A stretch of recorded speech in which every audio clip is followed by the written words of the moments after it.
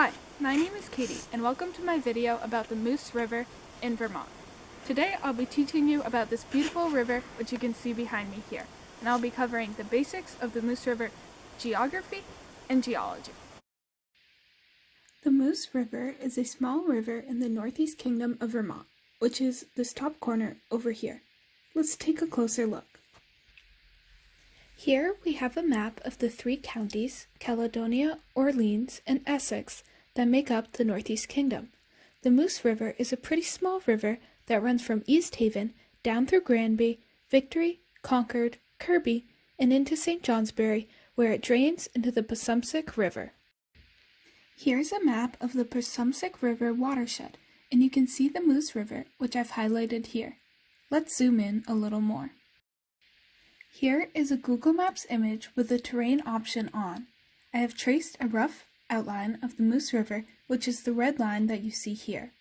As the river spans just a few towns, there are not huge observable changes in the terrain, but you can get an idea from this map of how the water originates higher up in a more mountainous area and flows downward through valleys until it reaches lower land where it joins another body of water. Now that we know a little bit about the location and size of the Moose River, let's dig a little deeper. On the left side here, we have a map of the elevation of Vermont. I've circled the area that the Moose River runs through. Rivers originate up in high mountainous areas where precipitation falls and flow downward due to gravity toward lower land, and this principle is confirmed by this map. The Moose River begins in the dark green and brown areas of this map, which is associated with elevations ranging from 1,700 to 3,900 feet. The river then flows through lands of elevations ranging from 800 to 1,700 feet, and then flows toward the thin yellow strip you see on the map, and this area has elevations of only 0 to 800 feet. Now on the right we have a map which describes the surface geology of the state. You can see that the tan color dominates both in the NEK and in the state in general. This represents unsorted till. The area surrounding the Moose River also has some bedrock exposures, sands, and both alluvial and pluvial deposits. Alluvial refers to deposits made by streams, whereas pluvial deposits are associated with precipitation. Now let's look at the bedrock geology a bit. There are four main categories of bedrock in the area of the Moose River. These are non-calcareous rocks, such as schist and gneiss, carbonate-rich rocks, somewhat carbonate-rich rocks, and felsic, igneous, volcanic, and plutonic rocks. You may be wondering what volcanic rock is doing in the northeast part of Vermont, but this part of the state actually used to be a set of volcanic islands close to the equator that compressed into the rest of the state during the tectonic orogeny. Here is a section of the bedrock geologic map of Vermont. As you can see, the underlying rock is actually quite diverse and complicated. If you are interested in learning more about the specifics of the type of bedrocks that compose Vermont, follow the link on the screen here. Now that we know a bit about the geography and geology of the Moose River, let's see what it looks like. Okay, so now I would like to show you a couple of specific points along the Moose River and talk about them a bit. So first is where I am standing now, and this is a section of the Moose River in North Concord. And as you can see, the water is moving pretty fast, and this section is pretty rocky. This is because the river has a moderately steep slope, which is driving the discharge downstream here. So there isn't a ton I want to cover about this spot in particular, but I want you to keep this spot in mind when we move to discussing spot 2. So this is another section of the Moose River, and it should look pretty different from where we just were. So this is a really slow-moving part of the river, and we are still in North Concord actually, and we're only about 3/4 of a mile downstream from site number 1.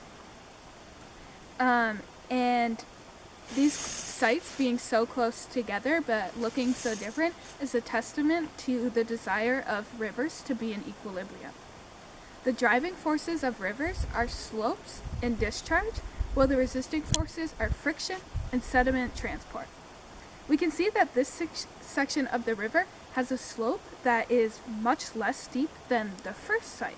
But this makes sense in terms of the nature of rivers because this section of the river is much deeper and has more water flowing above it, partly because it is lower in the watershed, and the river has adjusted to maintain an equilibrium.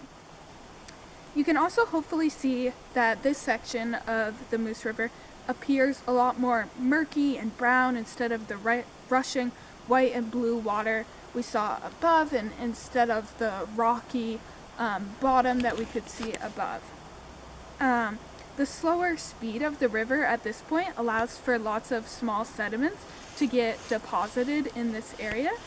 So I hope that you can see the contrast between sites 1 and 2, and now I want to show you site 3. This is the third site that I wanted to show you, and this is in the town of Victory, and it's called the Victory Basin or the Victory Bog. So the Victory Basin is about 2,200 acres, and the bog is within the basin and is about 35 acres.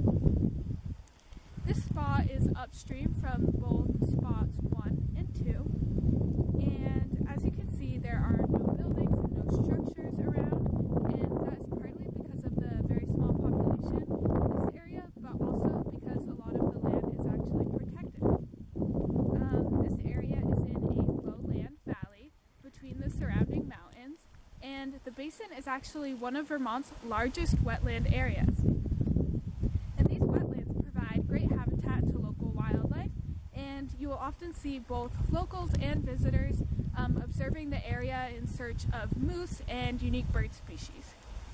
When considering the water quality of the Moose River, the basin is actually really important. The water often flows very slowly through the basin and can be absorbed into the surrounding wetlands, and this means that a lot of sediment being transported by the river can be deposited here, and this can be good for keeping the water that flows out of the basin clean, but it can also be problematic if too much sedimentation happens. This area is important also because it provides a great floodplain, as there is a lot of open lowland and the river is completely free flowing through this area, and there are not any human structures or buildings, anything like that to worry about, so it's a great floodplain. So that's the end of my video about the Moose River.